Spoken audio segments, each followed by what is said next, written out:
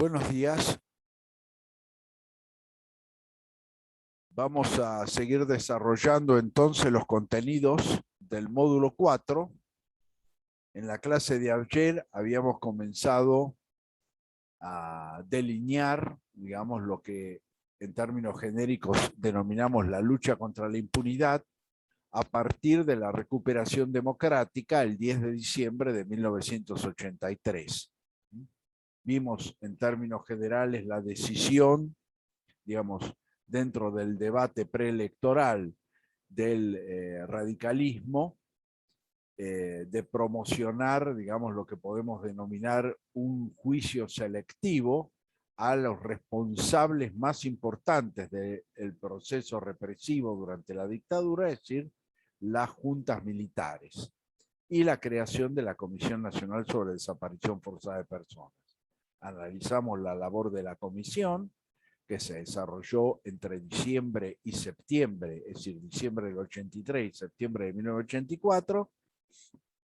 Analizamos el enjuiciamiento y los avatares de ese enjuiciamiento, en el sentido de que la política inicial de Alfonsín fue lo que se denominaba la autodepuración y la división de responsabilidades entre quienes habían dado las órdenes, en quienes las habían obedecido y en quienes se habían excedido en las órdenes recibidas. El Consejo Supremo no juzga, genera un proceso de revictimización porque los familiares de las víctimas de las desapariciones forzadas debían volver a declarar a las unidades militares donde presuntamente sus hijos o sus familiares habían sido alojados.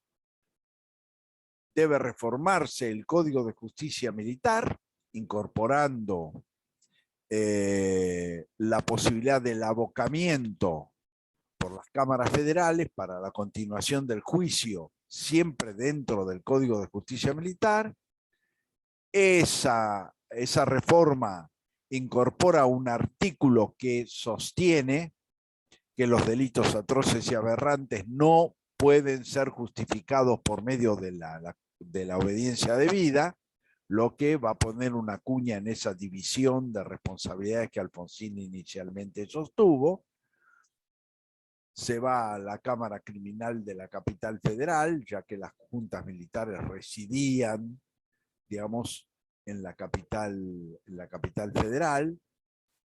Se produce ese enjuiciamiento entre abril y octubre a través del pleno de la Cámara y en juicios de carácter oral, en audiencias de carácter oral y público. Finalmente, en diciembre de 1985, la Cámara Criminal dicta sentencia. Esa sentencia, en principio, va a tener históricamente una trascendencia, que es la verificación judicial de la existencia de un plan criminal, que justamente, un poco apoyado en los antecedentes de la CONADEP y de los testimonios y de las pruebas desarrolladas en el transcurso del juicio, se demuestra. Con lo cual eso hace al cumplimiento de uno de los requisitos del delito de lesa humanidad, que va a ser el instrumento o la figura jurídica necesaria a partir del 2003 frente a la prescripción de los delitos cometidos durante la última dictadura militar, y la prueba de la sistematicidad. Por eso va a adquirir una trascendencia que va de alguna manera a ir más allá de las previsiones iniciales. Esa sentencia además va a empezar a generar una nueva dogmática, va a recurrir a una nueva dogmática criminal, que es la idea del dominio del hecho. Es decir, una situación que debió enfrentar, digamos, la Cámara Criminal, es el hecho de que los excomandantes, si bien conducían el proceso represivo, no habían cometido materialmente ningún ilícito. Es decir, no había testigo de que Videla había ido a un centro clandestino de detención y había aplicado efectivamente la tortura. Esto va a generar, digamos, una aproximación teórica que va a ser la del dominio del hecho, es decir, sobre todo las teorías de la dogmática penal de Roxin, que fundamentalmente va a decir que los excomandantes eran responsables de los delitos cometidos porque tenían el dominio del hecho, es decir, podían eventualmente, por su propia decisión, hacer cesar ese tipo de conductas, y no lo hicieron. Lo toleraron, los aceptaron, los incentivaron. Es decir, esto también va a tener una repercusión importante en los procesos que se van a abrir a partir del 2003, a la cual se va a sumar toda una serie de sentencias de los tribunales internacionales ad hoc a los que me he referido, como el de la ex Yugoslavia, donde justamente se va a renovar la aplicación de esta teoría. Es decir, que los grandes responsables de la conducción del proceso criminal no eran autores materiales de los hechos, sino quienes lo habían planificado, quienes habilitaron la ejecución planificada y quienes eventualmente, pudiéndolo haber hecho, no lo evitaron. Esto va a constituirse en ese momento una novedad importante dentro de la dogmática penal, que en general estaba, digamos, habituada al juzgamiento de los llamados autores materiales, es decir, quienes habían participado en el proceso delictivo, ya sea como partícipes necesarios, como partícipes primarios o secundarios, o eventualmente como encubridores. En este caso aparece una nueva concepción que luego se va a ir desarrollando y perfeccionando con la reapertura de las causas en el 2003. Esta sentencia, además, va a tener un punto 30 que va a decir que el juzgamiento de responsabilidades debe extenderse a todos los militares de las tres fuerzas con poder de mando, y que fundamentalmente eran, como ya expliqué, por la estructura de mando militar que se aplicaba al caso a partir de que es el Código de Justicia Militar, el instrumento jurídico que rige estos procesos, de que eran sobre todo el ejército y la armada. Y por lo tanto se hace extensivo a otros partícipes de ese plan criminal, además de los excomandantes, y se ordena su investigación. Es decir, los jefes de zona, porque el territorio estaba dividido en 5 zonas, esas zonas estaban divididas en subzonas y las subzonas están divididas en áreas. Con lo cual se establecía prima facie, se había probado de que a su vez los jefes de zona y subzona tenían a la vez una autonomía propia en la determinación de la ejecución represiva, con lo cual tenían capacidad de mando. Esto lo había verificado la Cámara del Crimen y había ordenado entonces la investigación de otras jerarquías militares, además de las 3 primeras juntas. Esto constituyó, digamos, un segundo obstáculo para el proyecto alfonsinista, que en última instancia era juzgar a los responsables de las 3 primeras juntas, determinar y con eso generar lo que sería la depuración de las Fuerzas Armadas. La Cámara del Crimen ordena el juzgamiento de otros responsables, con lo cual el proceso de enjuiciamiento no concluye ahí. Y es a partir de esa sentencia que a la vez otros tribunales proceden al juzgamiento, digamos, a la apertura de nuevas causas. Que en el caso particular de la provincia de Buenos Aires va a ser el caso de Suárez Mason, por ejemplo, que era jefe del cuerpo 1 del ejército, que abarcaba la jurisdicción de la provincia de Buenos Aires y parte de la provincia de La Pampa. Y además va a incorporar en otro proceso, o en ese mismo proceso, a quien era jefe de la subzona 15, que abarcaba la territorialidad del partido de General Pueyrredón, que era el coronel Barda, es decir, que va a ser sometido a juicio. Esta sentencia va a ser confirmada en diciembre de 1986 por la Corte Suprema de Justicia de la Nación. Por lo tanto, esta sentencia va a adquirir firmeza. Sobre la base de la confirmación de esa sentencia, justamente Alfonsín va a rescatar su discurso preelectoral de la triple responsabilidad de, evidentemente, quienes habían obedecido órdenes, de quienes se habían excedido a las órdenes recibidas y quienes habían dado las órdenes. En ese contexto, inicialmente va a dictar lo que se conoce como la ley de punto final. Es decir, esa ley de punto final que establecía un plazo perentorio para la convocatoria de los presuntos responsables del terrorismo de Estado en la Argentina, que vencido no podían ser vueltos a convocar. Con lo cual se pretendía poner un freno, digamos, a las convocatorias justamente de la justicia, del Poder Judicial, que ya, vuelvo a insistir, aún aplicando el Código Militar, se había abocado al conocimiento de esos procesos ante la ausencia de investigación seria y juzgamiento por parte del Consejo Supremo de las Fuerzas Armadas, con lo cual lo que se pretendió es establecer un plazo perentorio que se fijó a fines de diciembre en 60 días hábiles. Diciembre de 1986. Con lo cual se pretendió acotar la convocatoria indagatoria por parte de la justicia.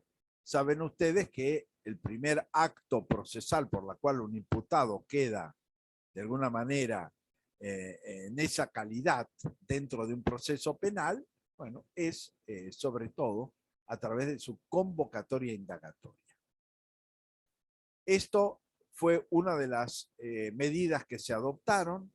Se establecieron 60 días corridos que en última instancia abarcaban la feria judicial de enero de 1987, con lo cual se especuló con la posibilidad de que ese plazo se redujera en la práctica frente a la no habilitación de la feria judicial, cosa que efectivamente sucedió, es decir, que los órganos jurisdiccionales competentes produjeron esas convocatorias, un número de convocatorias dentro de ese plazo y por supuesto habilitaron la feria judicial para llevarlo adelante.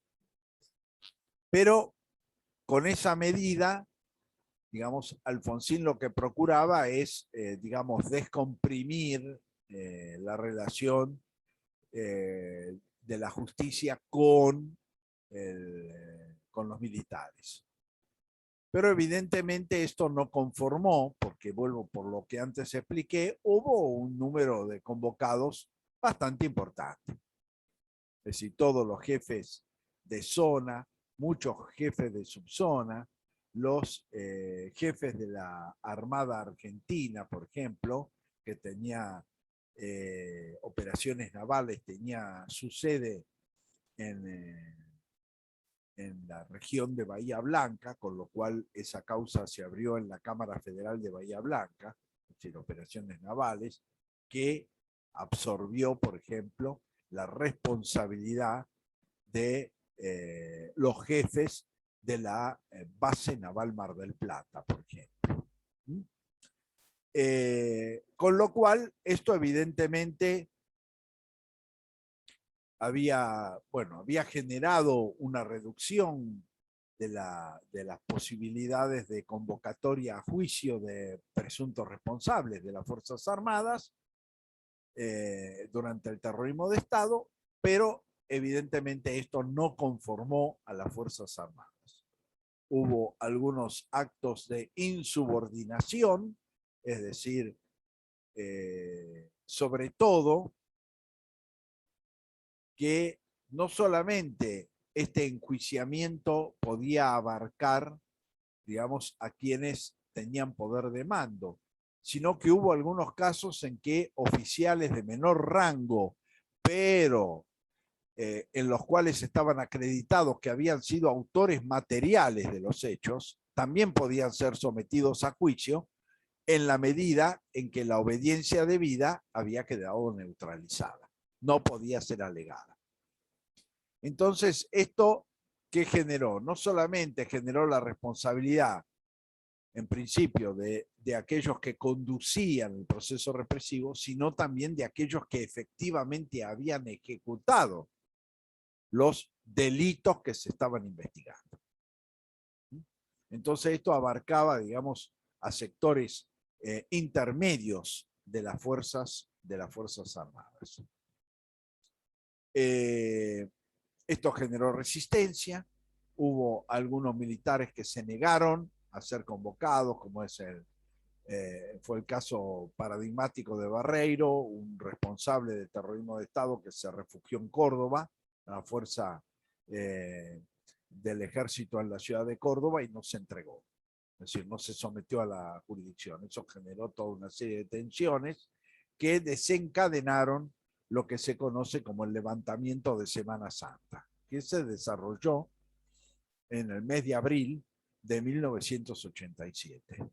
Su responsable fundamental fue el coronel Aldo Rico, y dio en general lo que se conoce como el movimiento Cara Pintada. ¿Por qué? Porque los militares que participaron de ese levantamiento y que establecieron su sede de operaciones en Campo de Mayo tenían la cara pintada con betún. De ahí es que ese movimiento se lo conoce hasta hoy en día como el movimiento Cara Pintada. Eso va a generar, digamos, un respaldo popular a favor de Alfonsín. El pueblo se va a concentrar en la calle defendiendo, digamos, el sistema democrático y defendiendo la institucionalidad del país.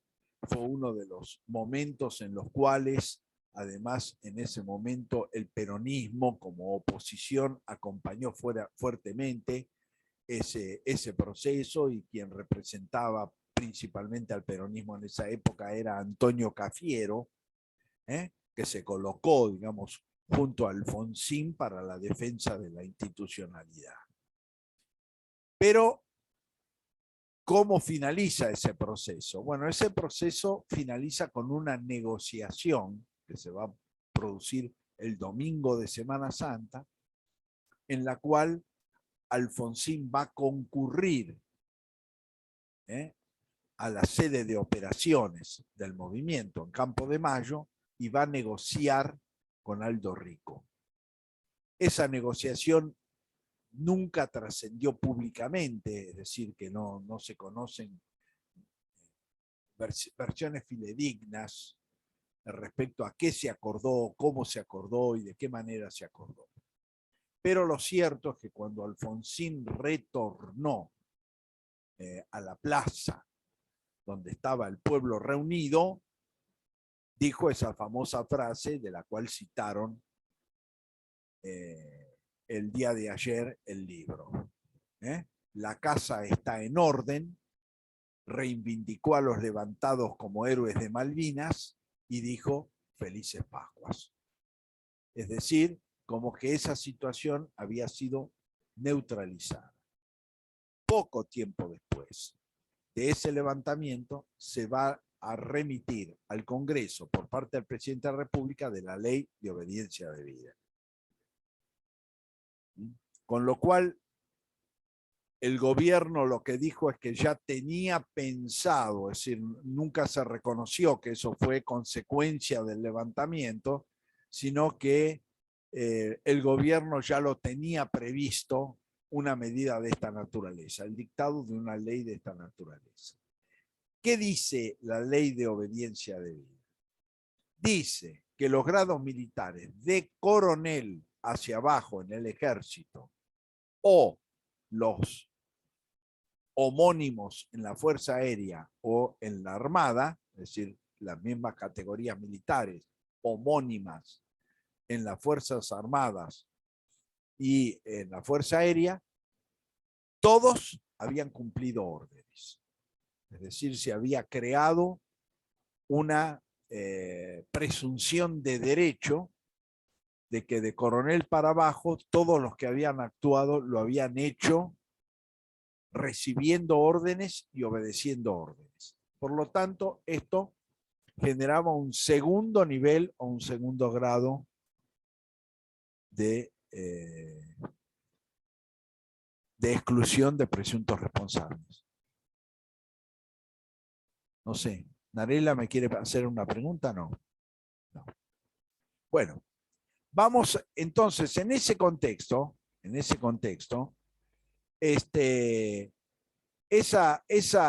ley va a crear una presunción de derecho, es decir, una presunción de iure que solo podía ser desbaratado por prueba en contrario, es decir, que habían actuado no obedeciendo órdenes, cosa que no era posible en la práctica concreta, porque si bien siempre se habló primero de obediencia debida como alternativa exculpatoria, el proceso represivo fue siempre ilegal y oculto, y por lo tanto no existe como regla que cada uno de los operativos contó con una orden escrita, por lo menos eso hasta ahora no se ha podido descubrir. Una orden escrita que ordenó a determinadas personas actuar de determinada forma. Entonces resultaba imposible poder establecer de que se habían excedido en las órdenes recibidas, porque esas órdenes no existían, materialmente hablando, por un lado, y por el otro lado resultaba entonces imposible desbaratar una presunción de derecho que la propia ley creaba. Hay que afirmar de que la obediencia debida es una institución reconocida en el Código Penal, pero quien alega la obediencia debida para generar su exculpación de la comisión de una conducta delictiva debe probar la orden y debe probar la imposibilidad de resistirse a la misma. Es decir, que esto corre a cargo de quien pretende beneficiarse. Bueno, la ley de obediencia debida invierte esta situación y crea a favor de un grado determinado hacia abajo la obediencia de que todos actuaron obedeciendo órdenes. Lo que evidentemente en la práctica que significó, bueno, la exculpación o el desprocesamiento de todos aquellos que tenían grado de coronel o menos. Y por ende, una parte quedó exculpada por el punto final, es decir, no podía ser nuevamente convocado, es decir, porque dentro de los meses de enero y febrero de 1986 debían ser convocados. A marzo de 1986 ya no se podía convocar a ningún militar más por la ley de punto final. Luego, la ley de obediencia debida es que aún los convocados, si tenían grado de coronel o menor, quedaban exculpados. Entonces, quien era responsable de subzona, por ejemplo, con capacidad de mando, como era el coronel Barda, quedaba exculpado, porque había obedecido órdenes. Entonces, esto generó un segundo nivel de decantamiento de la posibilidad de juzgamiento, quedando solamente las altas jerarquías, es decir, los generales, los comodoros, es decir, o los almirantes. menores, es decir, las figuras alternas de mayor jerarquía eventualmente, y sobre todo en el ejército y la armada. Vuelvo a insistir en este aspecto. La Fuerza Aérea había quedado ya exculpada en el juicio de los 6 comandantes. Por lo tanto, solamente se mantuvo la investigación sobre la Armada y el Ejército, que fueron los sectores de la Junta Militar condenados en ese juicio contra las juntas militares.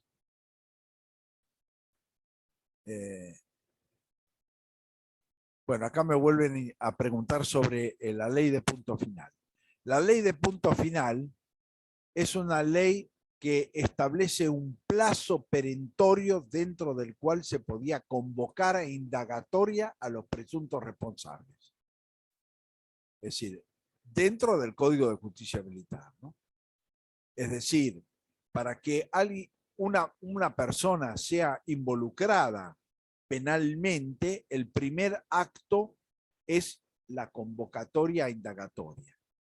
Antes es un mero sospechoso, para decirlo de alguna manera, pero se transforma en imputado procesal y penalmente a través de su convocatoria indagatoria. La ley de punto final dice que entre fines de diciembre y comienza un cómputo de 60 días hábiles. 60 días hábiles dentro de los cuales el Poder Judicial que se había abocado al tratamiento de estos juicios por la reforma del Código de Justicia Militar debía convocar a los presuntos responsables. Los que no fueron convocados en ese periodo de tiempo quedaron eximidos. Si yo lo convocaba en marzo de 1987, ya estaba exculpado por la ley de punto final. Fijaba un plazo de convocatoria. Con esto, Alfonsín, ¿qué procuró? Bueno, reducir los militares involucrados, es decir, que eventualmente a partir de ese momento, del vencimiento de esos días corridos fijados por ley, no se podía convocar a ningún militar más como presunto responsable del terrorismo de Estado. Esto fue lo que establecía la ley de punto final, que es por eso que se conoce. Punto final para la convocatoria de militares responsables, ¿no? Por eso se le dio esa denominación, ley de punto final. Por supuesto que esto dio un resultado relativo, sobre todo para el interés de las Fuerzas Armadas, ¿no? Es decir, exculpó, hay muchos impresos de esa época que justamente se enumeraba a todos los militares que habían quedado fuera del juzgamiento como consecuencia del punto final.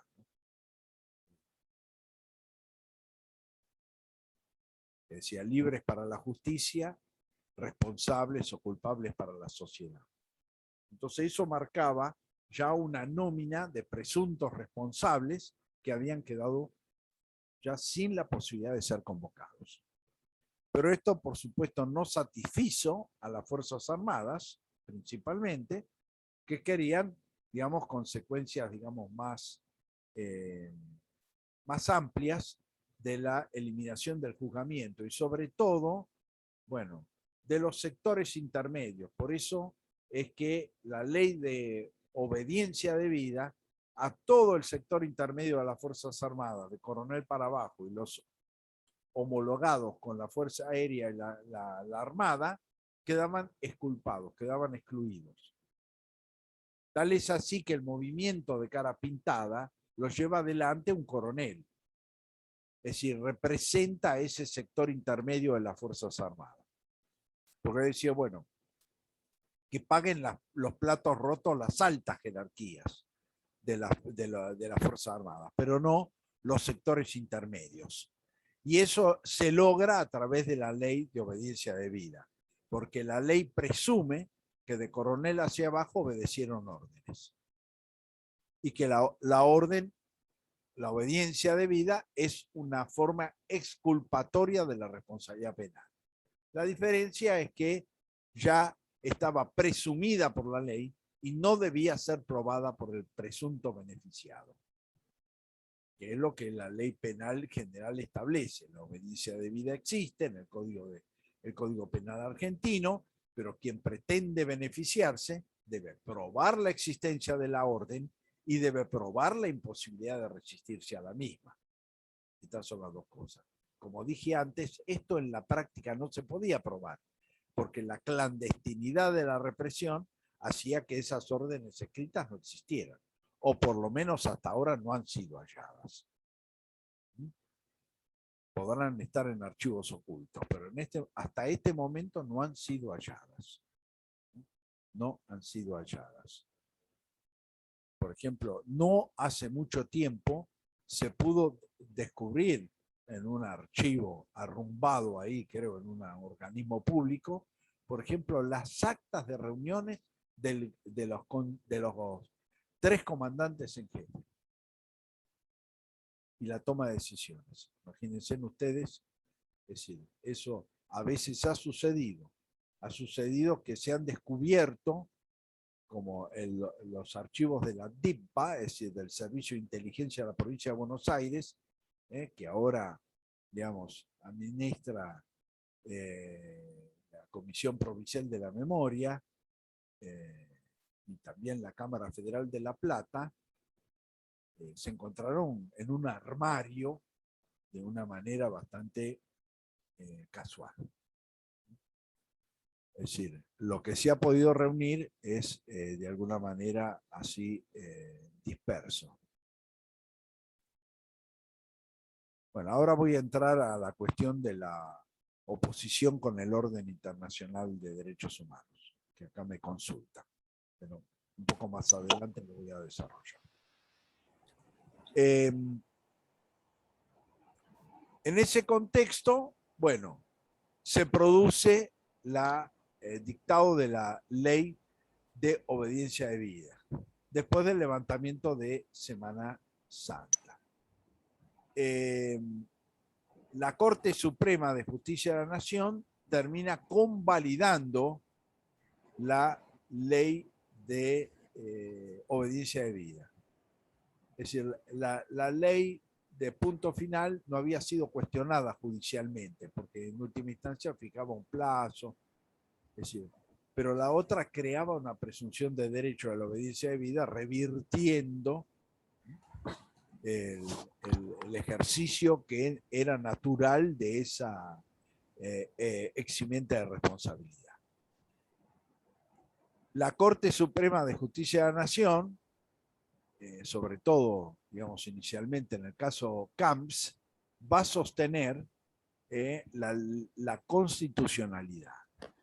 Esa constitucionalidad va a tener, digamos, dos tipos, la convalidación, dos tipos de argumentos. El primero va a estar basado en la potestad del Congreso de reformar los códigos de fondo. Con lo cual, va a sostener que en última instancia, la obediencia debida regulada por dicha ley es una modificación del Código Penal argentino, que la modificación del Código Penal argentino podía ser realizada. Hay un micrófono abierto. Podía ser realizada por el Congreso Nacional. Una segunda medida, es decir, una segunda aproximación legitimadora fue la del doctor Petracci, que uno de los argumentos que se decía era que era una autoamnistía, es decir, que en realidad esa ley era una amnistía encubierta. Bueno, Petracci va a decir que el dictado de amnistías generales está también en manos del Congreso Nacional, conforme a la Constitución, y que por lo tanto era legítimo.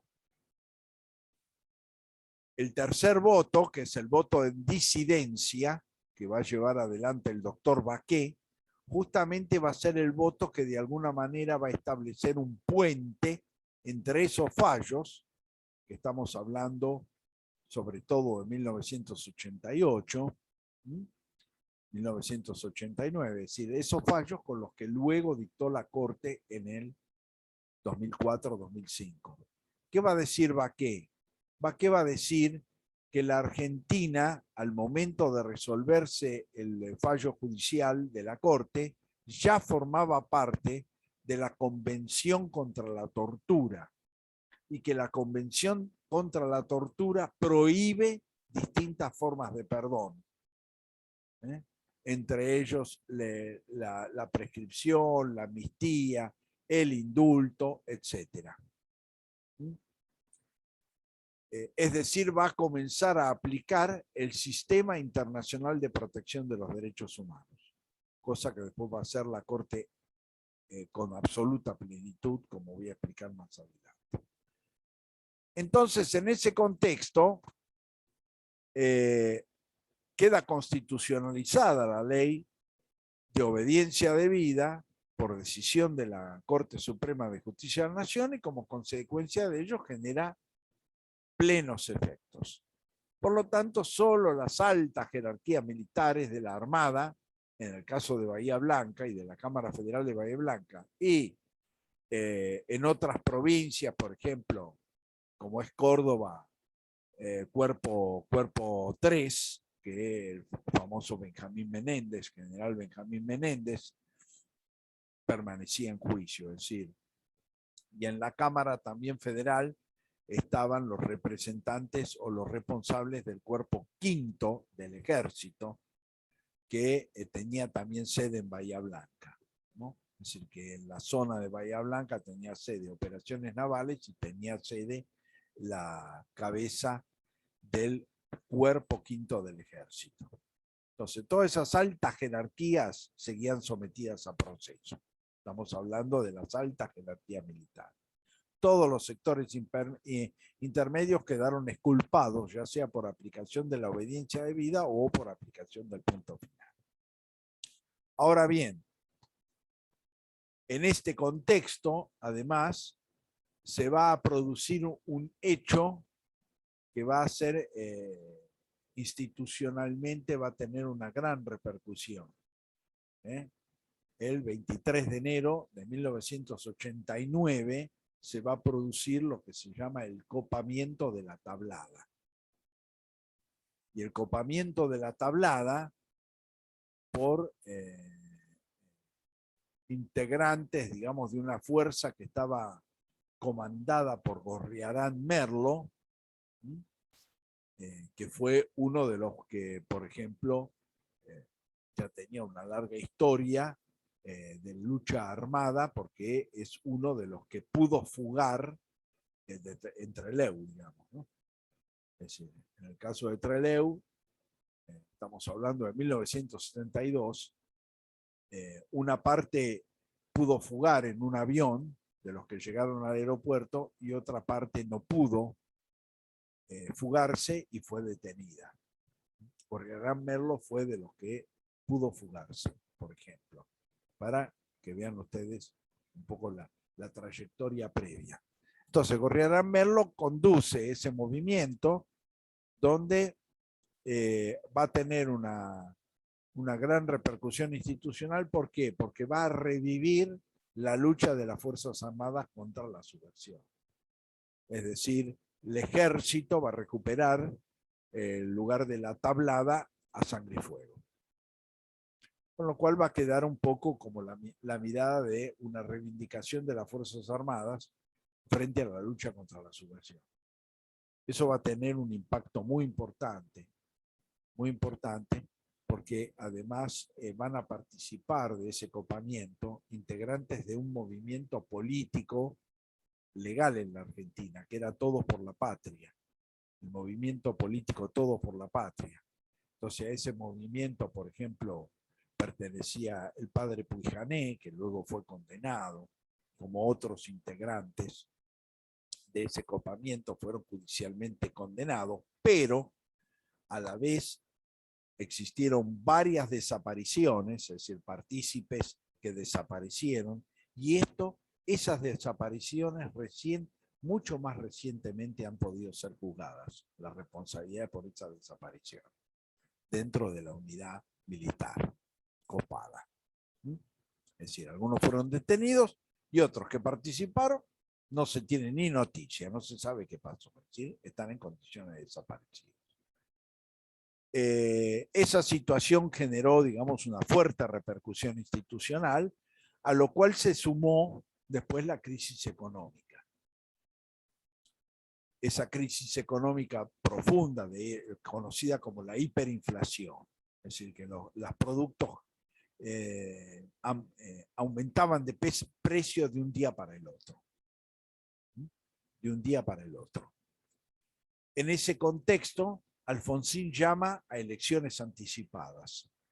Elecciones que se llevan adelante en abril de 1989, donde gana la oposición, Carlos Menem y Eduardo Duhalde. Alfonsín pretende un proceso de transición que no logra con el peronismo, es decir, entre abril y diciembre lo que pretendía de alguna manera Alfonsín era generar un cogobierno. El peronismo no le dio ningún respaldo. Tal es así que una de las propuestas que le hizo Alfonsín a Menem en ese interreño era indultar a los responsables que quedaban aún en juicio, y Menem lo rechazó. Aunque después, cuando llegó a la presidencia, lo hizo. Es decir, que no había ningún tipo de colaboración. Cuando se entrevistan Menem y Alfonsín en la casa de Residencia de Olivos, hay esa foto tan significativa de los dos de espalda, donde Alfonsín aparece con las manos a la espalda y la cabeza agacha, y Menem caminando recto. Reflejaba claramente la situación institucional y anímica de cada uno. Como consecuencia de eso, el presidente Alfonsín y su vicepresidente Martínez renuncian en julio de 1989, es decir, renuncian anticipadamente, y Menem Duhalde asumen el 9 de julio de 1989 la presidencia de la República y la vicepresidencia de la República, en forma anticipada, frente a esa renuncia. En diciembre de 1989, Menem va a indultar a los procesados. Esos procesados van a quedar indultados, es decir, los juicios se van a cerrar en forma definitiva. El indulto a procesados es una institución que está discutida en la doctrina constitucional. ¿Por qué? Porque se indulta la pena, lo que se indulta con la figura, con esa figura, se indulta la pena, pero se mantiene la criminalidad del acto. Es decir, hay tres figuras que son amnistía general, que perdona la conducta como delictiva y la sanción consiguiente. Una intermedia, que es el indulto, que mantiene el carácter criminal del acto, pero perdona la sanción. Y la conmutación de pena, que lo que hace es mantener la criminalidad del acto, pero reducir el monto de la condena. El indulto y la conmutación de pena en el derecho argentino, constitucional argentino, son atribuciones a nivel federal del presidente de la República, a nivel provincial de los gobernadores de provincia. La amnistía es una atribución del Congreso Nacional. Es decir, que el que puede amnistiar una conducta delictiva es el Congreso Nacional, porque es el que está autorizado a dictar los códigos de fondo. ¿Está? Ahora, en ese contexto, la discusión ¿cuál era? Estaban sometidos a proceso, pero no tenían condena de ninguna naturaleza, ni siquiera una condena no firme para perdonar. Igual eran indultados. Esto evidentemente se llevó adelante. Esos procesos terminaron finalmente neutralizados totalmente. Es decir, por la punto final, por la obediencia debida y luego por el indulto a procesados ya en la presidencia de Menem. El caso llega a conocimiento de la Corte Suprema de Justicia de la Nación, justamente sobre la base de estos argumentos, y la Corte va a rescatar algunos casos aislados, uno de ellos durante la segunda presidencia de Hipólito Yrigoyen, que es el caso Ibáñez, en la cual el presidente indulta a alguien que no tiene condena. Con lo cual van a tomar ese ejemplo expresando de que no necesariamente el indulto exige la existencia de una condena aún no firme para ser procedente. Y por ende, el indulto se constitucionaliza por parte de la Corte Suprema de Justicia de la Nación.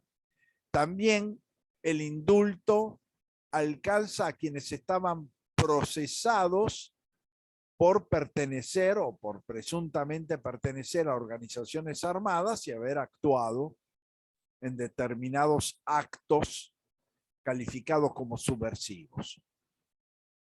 Y un sector dijo que prefería ser juzgado antes de indultado.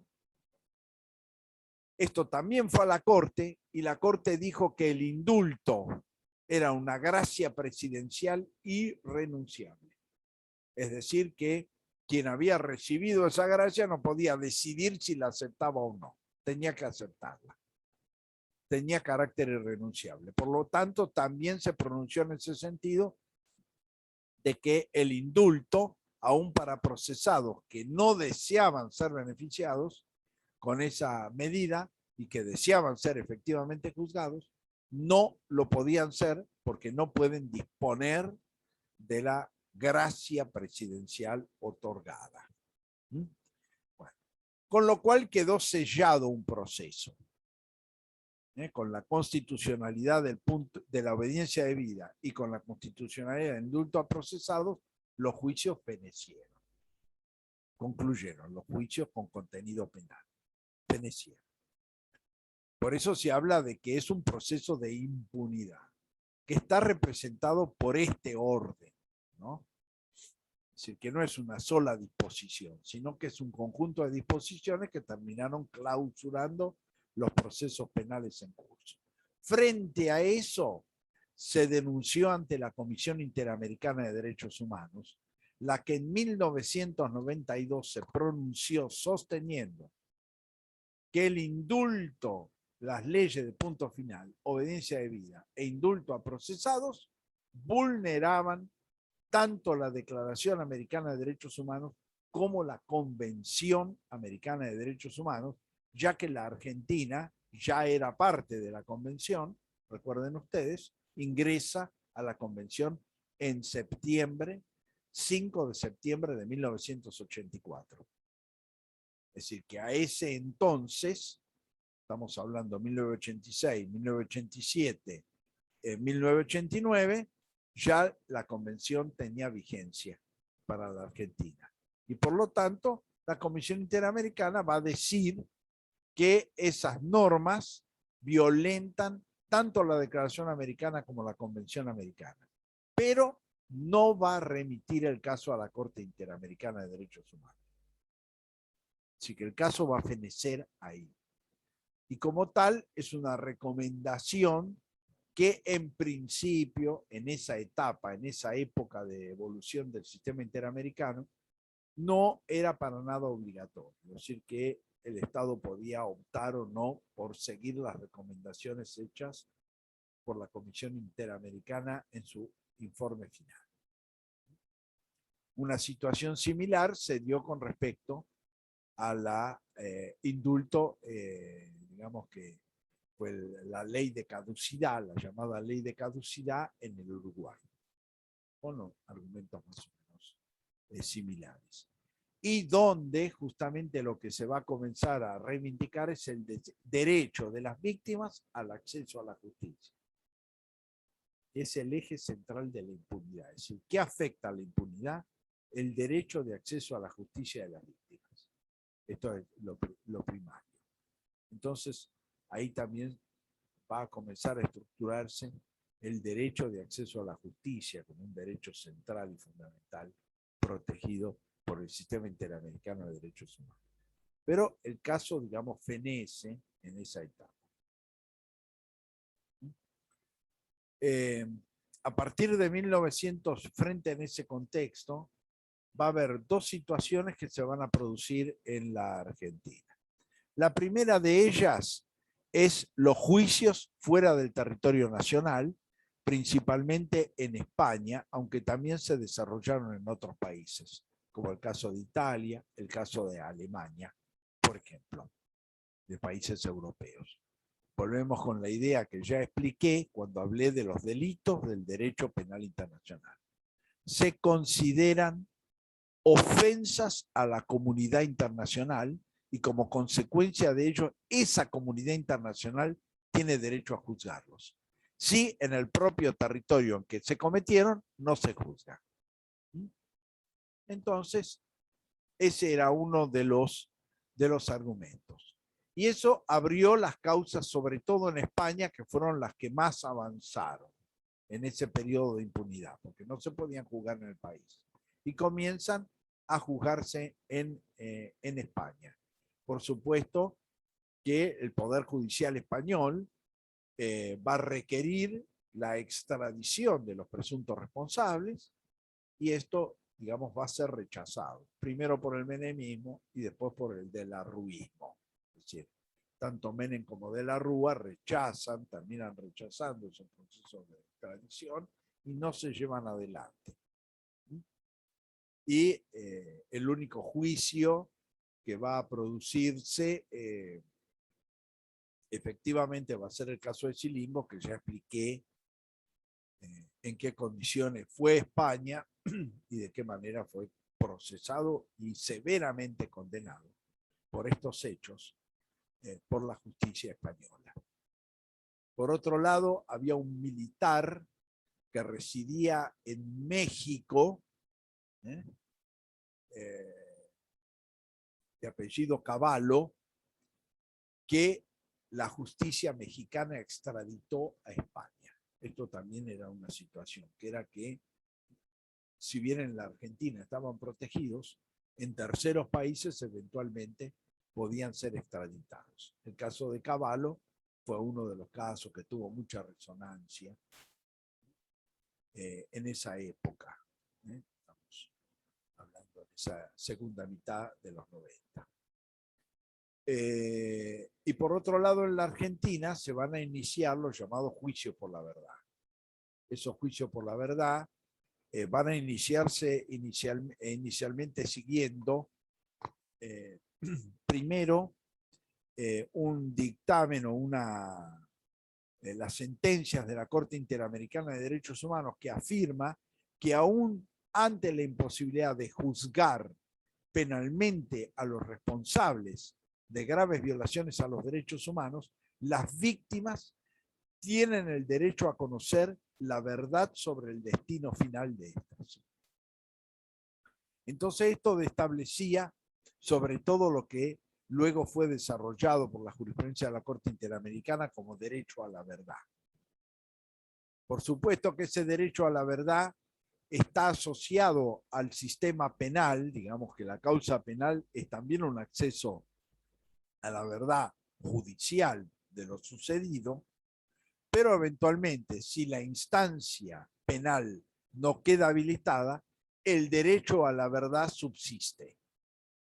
Entonces, frente a esto, en principio se hicieron planteos ante las causas que habían quedado cerradas, penalmente que habían quedado cerradas. Y por lo tanto, esas causas se pidió su reapertura para averiguar la verdad y los tribunales competentes y también la propia Corte Suprema de Justicia de la Nación, por vía de recurso, bueno, sostuvo de que no había posibilidades de reapertura de esas causas porque eran causas penales y esas causas penales estaban, digamos, fenecidas como consecuencia de la aplicación de estas tres dispositivos jurídicos, dos leyes y la decisión de indultar del presidente Menem. Esto movió a que una de las víctimas recurriera a la Comisión Interamericana de Derechos Humanos, solicitando se garantizara este derecho. Esta situación digamos, llevó finalmente a que la Comisión Interamericana reconociera y se acordara con el gobierno argentino en ese contexto de que a través de las cámaras federales del país se iba a habilitar la posibilidad de acceder a la verdad. Y luego también hay que decir que ese derecho fue reconocido jurisprudencialmente por la Corte Suprema de Justicia de la Nación en el marco del habeas corpus, o del, mejor dicho, en el marco del derecho a conocer la información. Entonces ahí va a habilitarse, por un lado, el mecanismo de, por dos digamos, situaciones.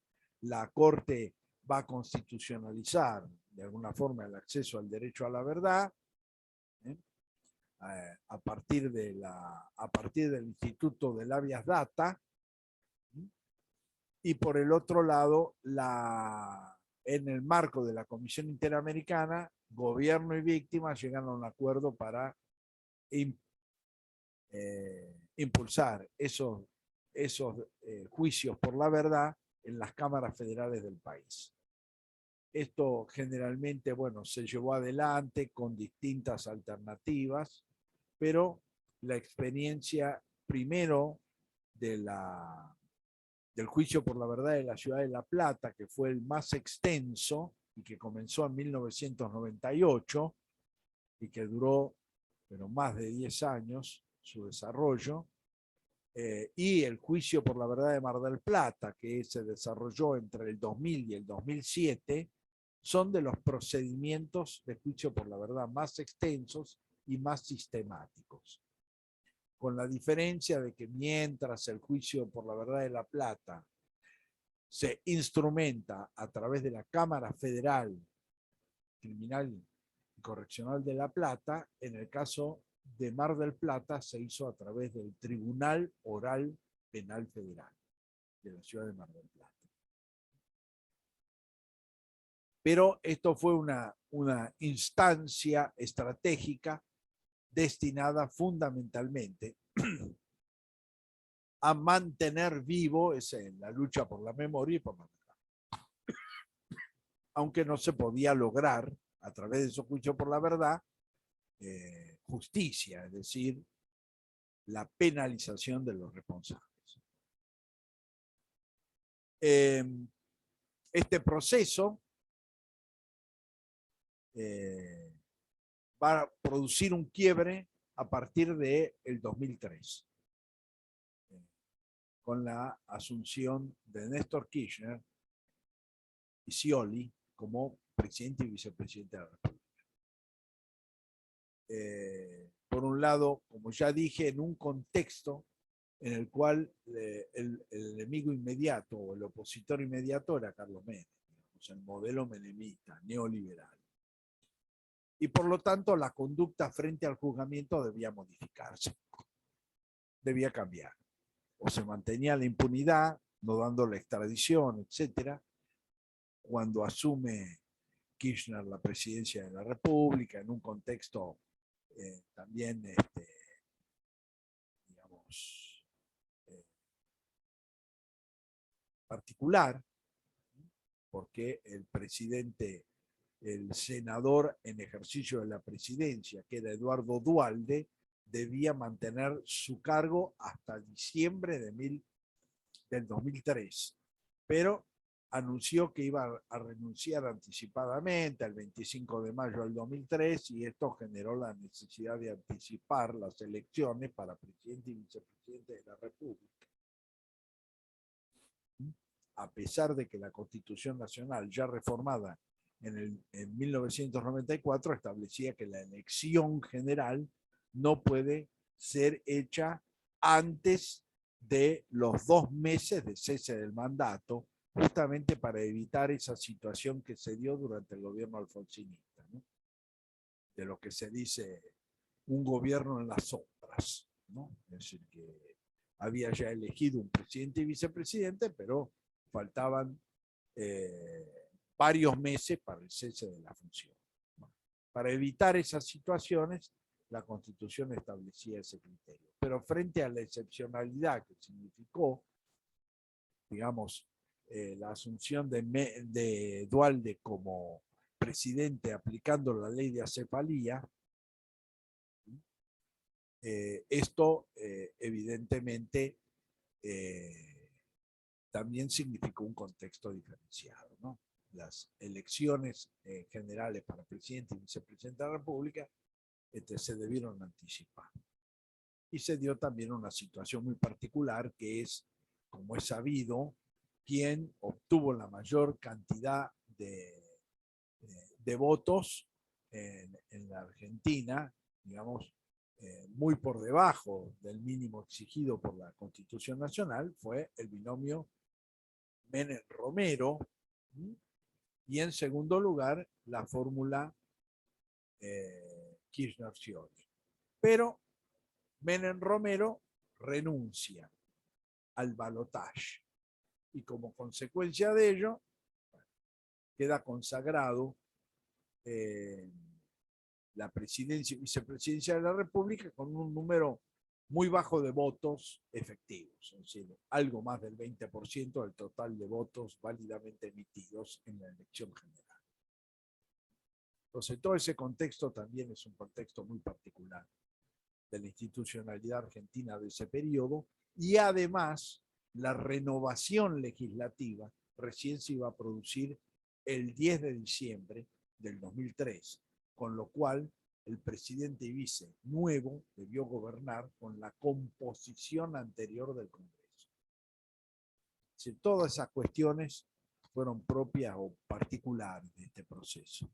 Pero una de las situaciones que estaba, digamos, en tela de juicio era qué hacer con las responsabilidades penales en la medida en que, vuelvo a insistir, bueno, se seguía bregando por el enjuiciamiento de los responsables, había un pronunciamiento de la Comisión Interamericana adversa a las leyes de impunidad, y por el otro lado estaban abiertos los juicios por la verdad.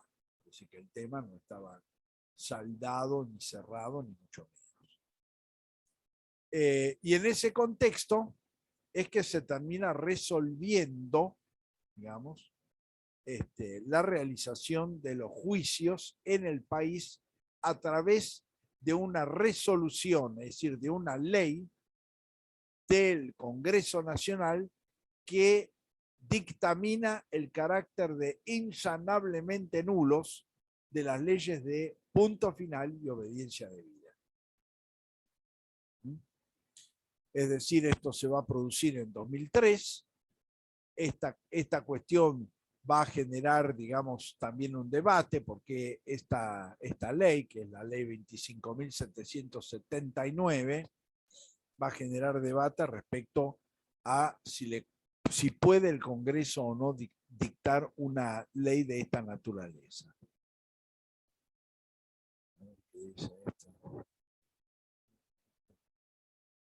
¿Cuál sería, en síntesis, la reparación de la violación de los derechos humanos que se dio en el periodo? Bueno, si estamos hablando, es decir, acá me preguntan, ¿cuál fue la reparación? ¿Cuál sería la síntesis, en síntesis, la reparación de la violación de los derechos humanos que se dio en ese periodo? Bueno, si se refiere, hay que ver a qué se refiere, ¿no? Pero si se refiere como dicho periodo,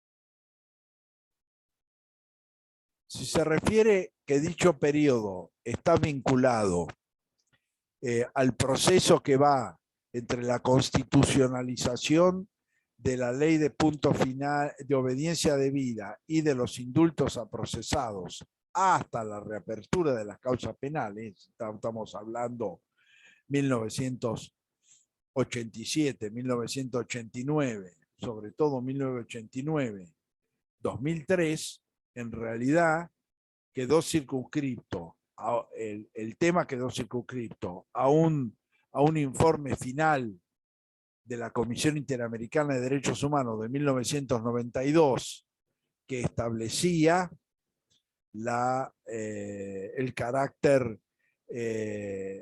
digamos, violatorio de la Declaración Americana y de la Convención Americana de Derechos Humanos de estas leyes, por un lado.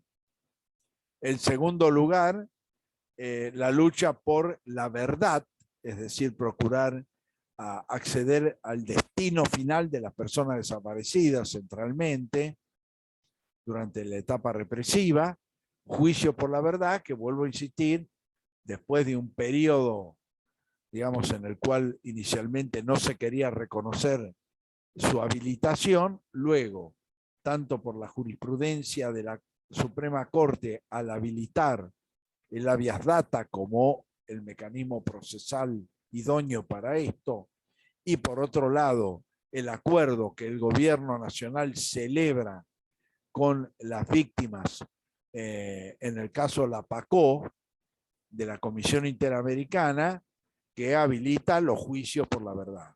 Es decir, que ese periodo va a estar marcado fundamentalmente por los llamados juicios por la verdad,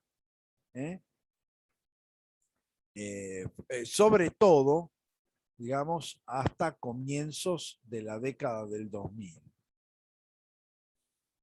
En el 2001 va a ser la primera vez que estas leyes de perdón, que no son las argentinas, sino va a ser un caso contra el Perú, que se llama Barrios Altos contra el Perú, va a generar una sentencia definitiva de la Corte Interamericana de Derechos Humanos que va a sostener que frente a las graves violaciones a los derechos humanos no quedan habilitadas las vías de perdón, es decir, amnistía, indulto, conmutación de pena, ni tampoco la prescripción. En el caso este se analizaba una amnistía de carácter general. Iba a ser un precedente en el cual la Corte Interamericana además va a establecer el efecto erga omnes de esa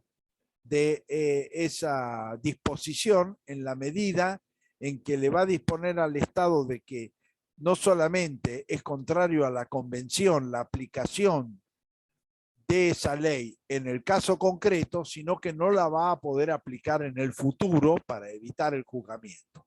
Es decir, le va a generar un efecto erga omnes, más allá del caso concreto. Esto ya de por sí va a empezar a generar, digamos, un movimiento por el cual se va a empezar a cuestionar la constitucionalidad de estas leyes. Nuevamente, si va a haber un proceso que generalmente va a producir, digamos, un primer fallo de primera instancia en el año 2001, en la cual se va a sostener que la ley de punto final y obediencia debida y son dispositivos contrarios a la Constitución Nacional. Hay que señalar, además, cosa que no hice, es que en 1990, es decir, en diciembre de 1990, además, el presidente Menem va a indultar a los condenados. Es decir, aquellos que tenían condenas pendientes de cumplimiento van a ser indultados también por el presidente Menem. Con lo cual, el tema del enjuiciamiento a diciembre de 1990, va a quedar absoluta y totalmente eliminado, digamos. No solamente respecto a la continuación de los procesos en curso, sino también en el cumplimiento de las condenas dictadas en el llamado juicio contra los excomandantes. Esa es la realidad.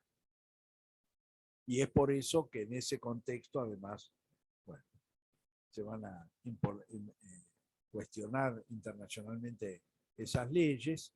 Y por el otro lado, a partir del 2001 va a comenzar un proceso en el cual se va a cuestionar, sobre todo ya por una sentencia de la Corte Interamericana de Derechos Humanos, que no solamente habla de que las leyes de perdón frente a graves violaciones de los derechos humanos son violatorias de la Convención Americana, sino que le va a dar efecto erga omnes a esa declaración, es decir, va a establecer su inoponibilidad para el futuro. Esto va a generar una reacción, se va a comenzar a cuestionar.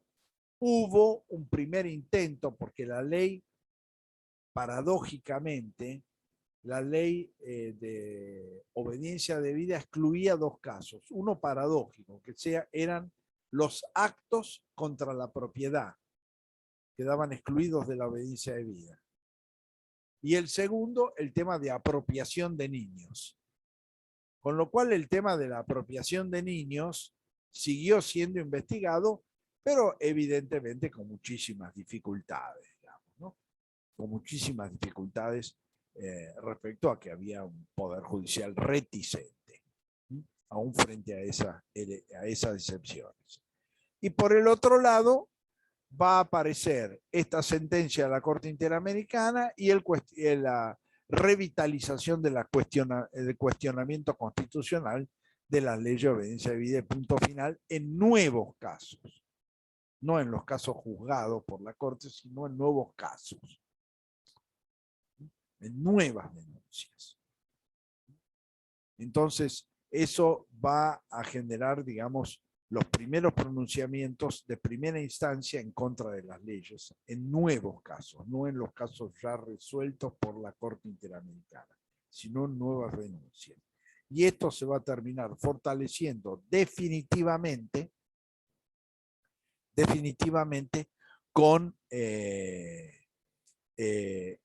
dictado de la ley 25.779 por el Congreso Nacional, en la cual se va a establecer, evidentemente, se va a establecer de que las leyes de punto final y obediencia debida eran absolutamente nulas, eran de nulidad absoluta e inoponible. Hay que señalar de por qué había que sostener que eran la nulidad era absoluta e inoponible. Las normas eran inoponibles. Absoluta quiere decir que el acto jurídico así declarado se tiene por nunca existente.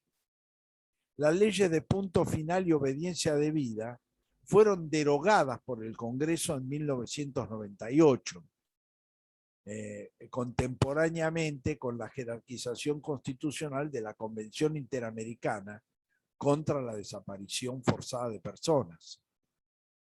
Pero la nulidad, es decir, la derogación, no generaba la posibilidad de reapertura de los procesos. ¿Por qué?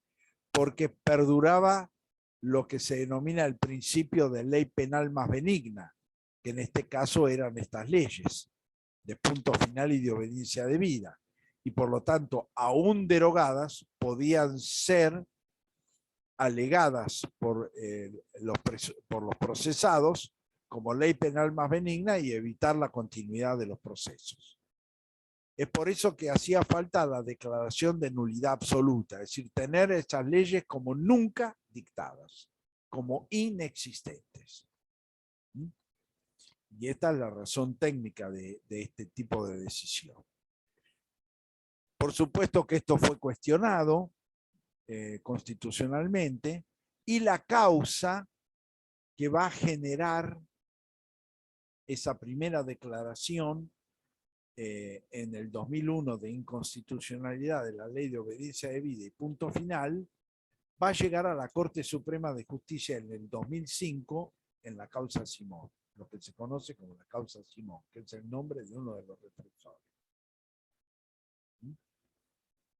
El caso era Poblete, es decir, las víctimas, el apellido de la víctima era Poblete, pero bueno, se denomina Simón en la corte porque es uno de los represores involucrados.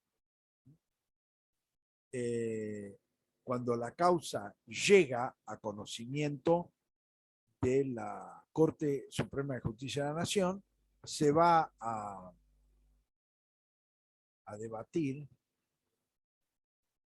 tanto la constitucionalidad de la ley 25.779 como la constitucionalidad de la ley de punto final y obediencia debida. por distintos argumentos, que van a ser muy variados por los integrantes de la Corte, se va a asumir la constitucionalidad de la ley 25.739, es decir, la que declara la nulidad absoluta e insanable de esas leyes. Los argumentos son diversos, unos vinculados con la fe, es decir, que no admitir esa nulidad representaba la afectación del derecho soberano de la Argentina de juzgar a los responsables, que fue la posición de Zaffaroni principalmente, que dijo que sobre todas las cosas, las leyes de obediencia debida y punto final afectaban el ejercicio soberano del Estado de juzgar, frente a la existencia de la jurisdicción universal, como ya expliqué. Y entonces eso va a ser su argumento a favor de la constitucionalidad. Otros, por ejemplo el caso de Maqueda, va a ser el que más va a insistir en el derecho del Congreso a dictar la norma sobre la base de un principio que analizamos cuando hablamos del principio de efectividad y la regla de garantía, es decir, eliminar los obstáculos que impiden el acceso a los derechos humanos. Y en ese caso Maqueda va a decir que la ley de punto final y de obediencia debida eran un obstáculo para el ejercicio de los derechos. En principio, vuelvo a insistir, el acceso a la justicia por parte de las víctimas o sus familiares o representantes legales. Entonces él va a decir que el Congreso podía eliminar ese obstáculo dentro de la obligación del Estado de garantizar. Que vuelvo a insistir, digamos, esa garantía está en manos del Estado como un todo, poder ejecutivo, legislativo y judicial. Es decir, no es solamente el ejecutivo. Entonces va a defender desde ese punto de vista. Y otros, como Petracci van a sostener de que va a haber una coincidencia entre la postura mayoritaria de la Corte con lo resuelto en la ley por el Congreso, que por lo tanto resultaba ocioso oponerse, digamos, a la legitimidad de la ley si después la propia Corte iba a resolver finalmente el carácter de nulidad absoluta e insanable de estas normas, ¿no? Y su inoponibilidad. Y por ende, bueno, va a quedar constitucionalizado. Hay que tener en cuenta que hay una situación que es, digamos, muy particular. Había dos integrantes de la Corte que habían fallado con anterioridad sobre la constitucionalidad. Uno es Fait y el otro es Petracci. Fait va a mantener su posición de constitucionalidad de la ley, es decir, va a votar en disidencia, en ese fallo, y Petracci va a modificar su punto de vista. Va a modificar su punto de vista respecto a ese dispositivo a partir, digamos, de la evolución del derecho internacional de los derechos humanos. Pero en ese fallo Simón, la Corte va a introducir la evolución del sistema internacional de protección en esta materia. Entonces va a hacer referencia al precedente de Barrios Altos, por ejemplo, de la Corte Interamericana de Derechos Humanos, y va a hacer referencia, digamos, a la evolución del sistema convencional de derechos humanos y de las declaraciones internacionales en materia de considerar delitos a determinadas conductas como la tortura o la desaparición forzada, contemporáneamente con la ejecución de los mismos durante la dictadura militar, y por ende va a sostener, digamos, por último, que esos delitos constituyen básicamente delitos de lesa humanidad del derecho penal internacional y por lo tanto son imprescriptibles. Cosa que ya va a sostener en un precedente anterior, que creo que cité en la clase anterior, Arancibia Clavel, de 2004, donde ya lo va a sostener. Pero ya abiertamente va a haber una decisión sobre la inconstitucionalidad de la obediencia debida del punto final, basado centralmente en el derecho internacional de los derechos humanos y su evolución. Y su evolución. Bueno, esto va a consolidar la reapertura de los procesos penales, los va a consolidar en 2005 el caso Simón, y luego en 2007 el caso Maceo, también por mayoría de la Corte, va a declarar la inconstitucionalidad del indulto a procesados, como una forma de perdón, vuelvo a insistir, prohibida por el sistema internacional de derechos humanos. Entonces, a partir de esos dos fallos, Maceo en 2007, Simón en 2005, el camino de la reapertura de los procesos quedó total y absolutamente allanado. Bueno, para cerrar este tema, en la clase de mañana voy a hacer una breve comparación entre las diferencias de los procesos abiertos a partir de diciembre de 1983 con los que se reabren o nuevos procesos que van a tramitar a partir del 2013 en adelante. Y vamos a entrar a analizar los últimos 2 puntos del módulo 4. Bueno, hasta mañana.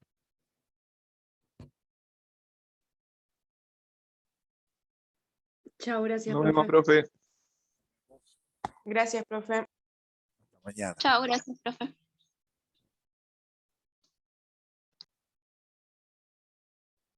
Chao, hasta mañana, profe. Hasta mañana.